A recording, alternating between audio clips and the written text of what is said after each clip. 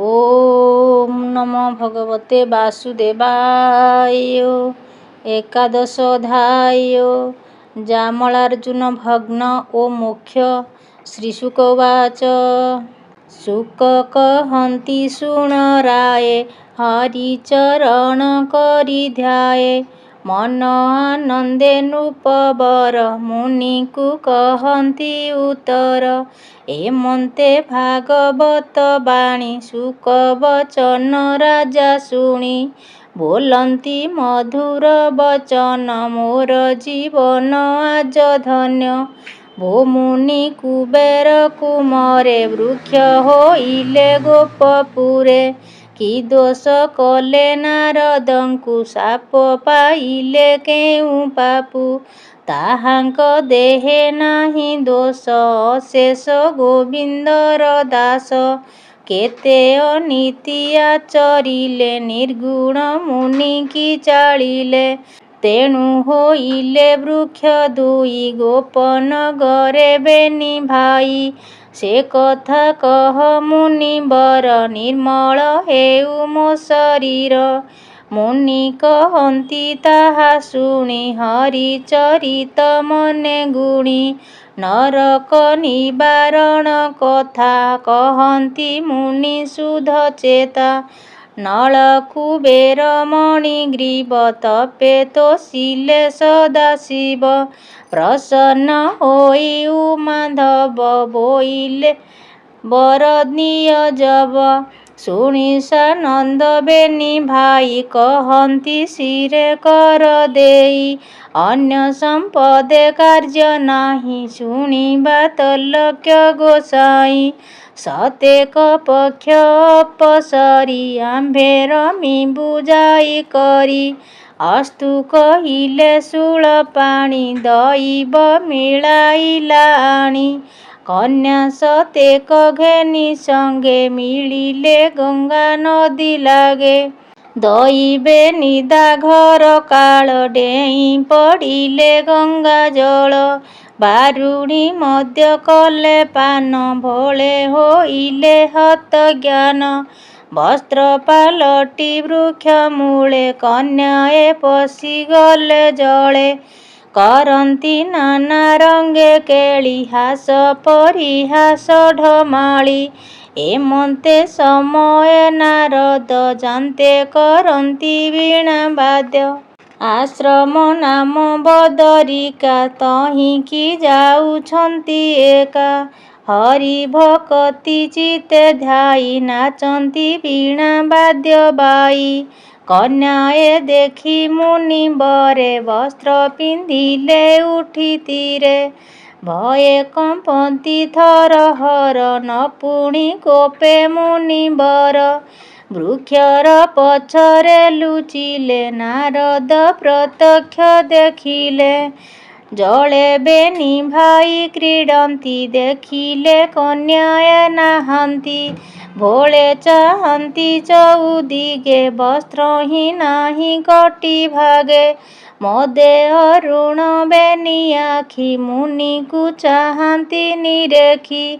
ଦେଖି ନାରଦ ମୁନିବର, ବୀଣା ଶବଦ କଲେ ସ୍ଥିର।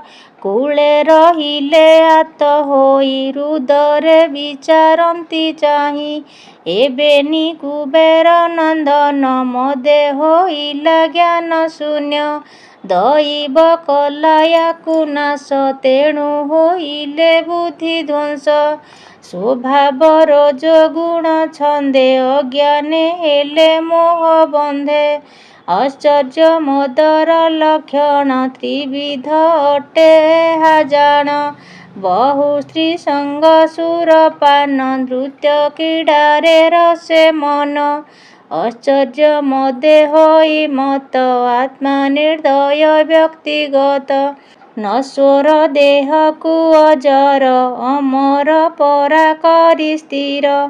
ଜୀବହିଁ ଚନ୍ତି ଆନନ୍ଦରେ, ଶୋଚନା ନଥାଇ ମନରେ। ଦେହରୁ ପ୍ରାଣ ଗଲା ଛାଡ଼ି, ରହଇ ମୃତ ପିଣ୍ଡ ପଡ଼ି। ଭୂଦେବ ନର ଦେହ ହେଲେ, ଅନ୍ତେ ନାଶ ଲଭେ ଲଭେ ଭଲେ। କୁବେର ନର ଦେହ ହେଲେ ଅନ୍ତେ ନାଶ ଲଭେ ଭଲେ।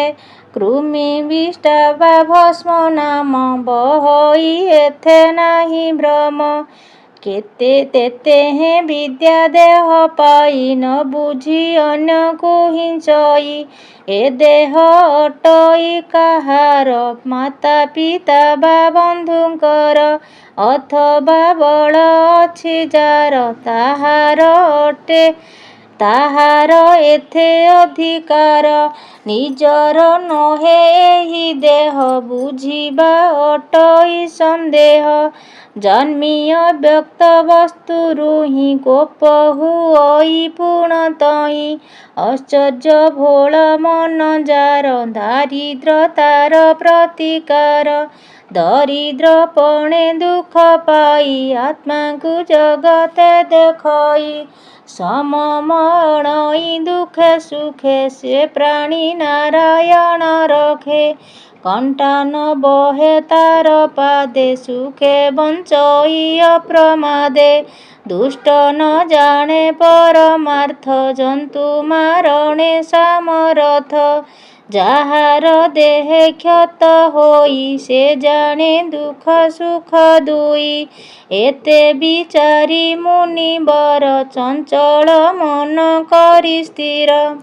କହନ୍ତି ଦୟା ଭାବ ଚିତ୍ତେ ନାଶ ଏ ଯିବେ ଏହି ମତେ। ଏବେ ତ ଏହି ବେନି ଭାଇ ଭୋଳ ହୋଇଣ ସୁରା ଖାଇ।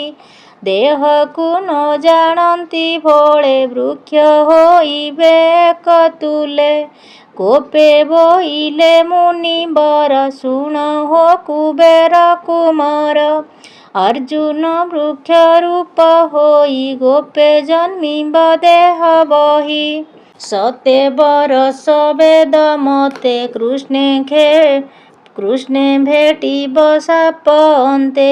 ଭକତି ହେବ କୃଷ୍ଣ ପାଦେ ସାପୁ ତରିବ ଅପ୍ରମାଦେ। ଏମନ୍ତ କହି ମୁନି ଗଲେ ସେହିନୁ ବୃକ୍ଷ ଯେ ହୋଇଲେ।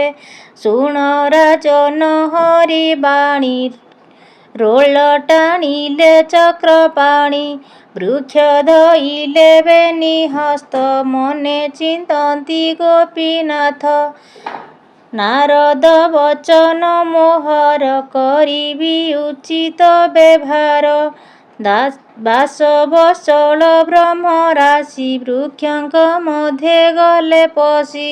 ରୋଳ ଲାଗିଲା ବେନି ବୃକ୍ଷେ ଗୋବିନ୍ଦ ଟାଣିଲେ ପ୍ରତ୍ୟକ୍ଷେ। ଉପୁଡ଼ି ଗଲା ବେନି ମୂଳ ପଡ଼ି କମ୍ପଇ ପତ୍ର ଡାଳ। ଶବଦ ମେଘ ଘଡ଼ଘଡ଼ି ପଡ଼ିଲେ କୃଷ୍ଣ ଦେହେ ମୋଡ଼ି।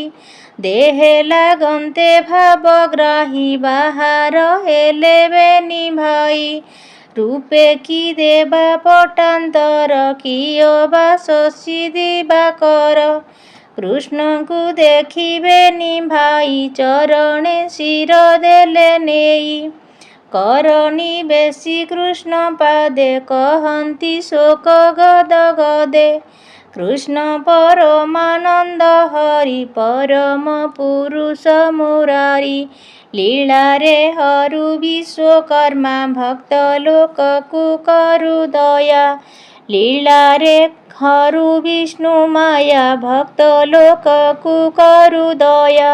ତୋହର ରୂପ ଗୁଣ ଯେତେ ଆମ୍ଭେ ଯେ ବର୍ଣ୍ଣିବୁ କେମନ୍ତେ। ପୃଥିବୀ ଆଦି ପଞ୍ଚତତ୍ତ୍ୱ ନବ ଇନ୍ଦ୍ରିୟ ପଞ୍ଚଭୂତ।